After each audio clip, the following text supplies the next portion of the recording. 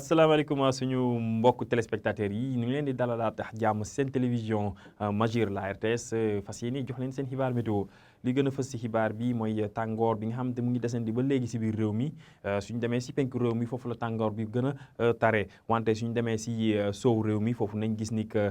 si gox-goxaan nekk si wetu tefes bi que ngelaw gi ji dina wàññi tàngoor bi suñu xoolee suñu naatal satellite bi nañ gis ne nañ am ay niir yi wàlli si biir réew mi wante niir yi fi muy gën a bëri mooy si bët gànnaar réew bi ak si digg réew mi wante suñu demee tamit si penku réew mi nañ gis ni que foofu tamit nañ fa am ay niir ngelaw géej bi tamit dina continuer di ëpp si gox-goxaan yi nekk si wetu tefes bi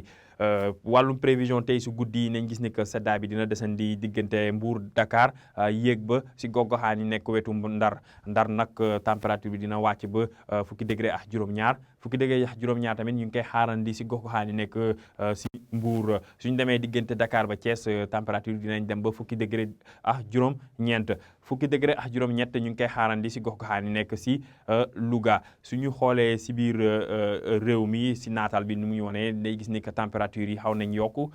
dinañ ëpp ñaar fukki degré rawatina si digg réew mi foofu diggante Fatick dem ba Kaffrine foofu température nañ dem ñaar fukki degré ak benn ba ñaar fukki degré ak ñett suñu demee tamit si bët saalum réew mi diggante Ziguinchor ba Kolda foofu tamit nañ gis ni que tàngaay guddi la ñuy gën a nemmeeku wante tàngaay guddi bi fu ñu koy gën a nemmeeku mooy si penku réew mi rawatina si diggante Kédougou Tambacounda yéeg ba Matam foofu nañ gis ni que tàngaay bi dina tar si guddi si ñu ngi fay xaarandi ñaar fukki degré ak juróom-ñett diggante Kédougou Tamba ba Matam ak ñaar fukki degré ak juróom-ñaar si Bakel suba nag nañ gis ni que asamaan bi dina bëri ay niir wante naaj bi tamit dina génn li gën a fës nag si naatal bi fii mooy température yi nga xamante ni xaw na wàññeeku si gox-goxaan yi nekk si wetu tefes bi suñu xoolee diggante Mbour Dakar ba Thiès dem ba Ndar foofu nañ gis ni que tàngaay bi wàññeeku na bu baax a baax ñu ngi fay xaarandi ñaar fukki degré ak juróom si Dakar suñu demee ba Ndar tamit ñu ngi fay xaarandi ñaar fukki degré ak juróom ñaar fukki degré ak juróom ñeent diggante Mbour ak Thiès si biir réew mi nag nañ gis ne diggante Louga Fatick dem ba Diourbel tàngaay bi dina fa desandi wante du tar comme nu mu taree si biir réew mi suñu xoolee diggante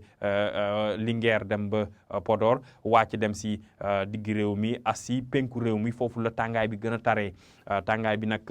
dina dem ba ëpp ñeent fukki degré ak ñett moom nañ ko natt si gox-goxaan yi nekk wetu Kédougou suñu demee ba Bakel foofu la tàngaay bi nag foofu la gën a fësee foofu ñu ngi koy xaarandi ñeent fukki degré ak ñeent fukki degré ak ñett tamit ñu ngi koy xaarandi si Matam kon mbokk yi si tënk tàngaay bi moom dina desandi bu baax a baax si biir réew mi rawatina si